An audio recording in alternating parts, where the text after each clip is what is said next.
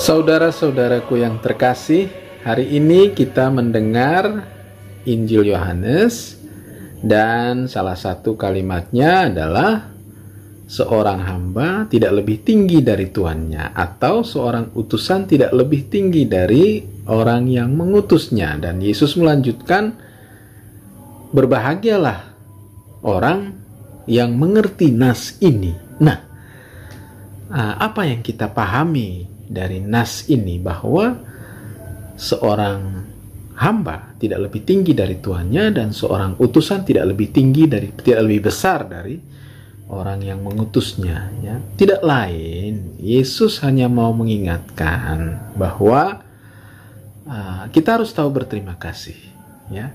Kita harus tahu diri, siapa saya, ya. Masih ingat ya Injil hari Minggu tentang gembala yang baik, ya.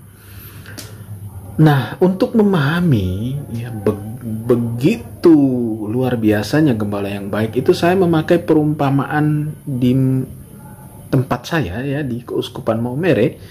Banyak orang yang pelihara babi, ya.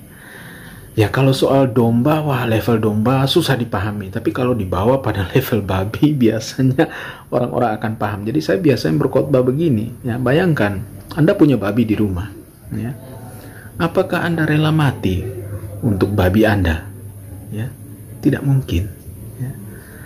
Tapi Yesus mau mati, ya, untuk babinya yang adalah kita ini, ya.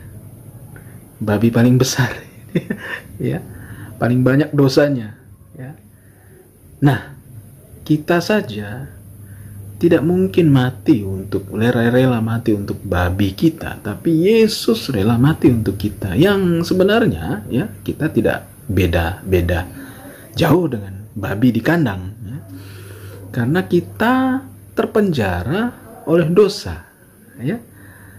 Kita terpenjara oleh kelemahan yang kita ciptakan sendiri, ya, misalnya, ya. Ya, kita bisa, khotbah saya hari ini tidak tentang kelemahan-kelemahan, tidak tentang penjara-penjara apa, tapi saya mau mengajak kita untuk memahami nas ini, bahwa kita memang tidak lebih tinggi daripada Tuhan yang sudah menebus kita. Karena itu, ya, pupuklah kebiasaan untuk selalu bersyukur, selalu berterima kasih kepada Tuhan, ya, selama kita hidup di dunia ini, ya. Kita hidup di dunia ini, jangan sampai kita lupa bersyukur, lupa berterima kasih kepada Tuhan, ya. Bukan berterima kasih sendiri-sendiri, tidak, ya. Pasti mungkin pada saat-saat tertentu kita berterima kasih, bersyukur kepada Tuhan yang sudah menyelamatkan kita. Tapi apakah kita berterima kasih, bersyukur sebagai satu komunitas, ya? Yesus gembala yang baik tidak memelihara satu domba. Dia akan cari satu domba yang hilang, tapi dia akan mengumpulkan, ya, mengumpulkan domba-domba itu dalam satu kawanan, ya.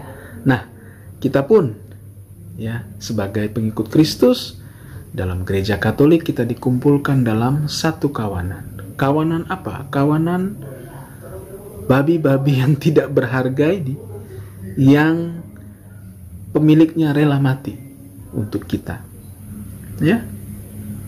Kita adalah babi, tidak berguna. Kalau kita tidak rela mati untuk hewan peliharaan kita, babi kita di kandang, wow, Yesus rela mati untuk orang seperti saya.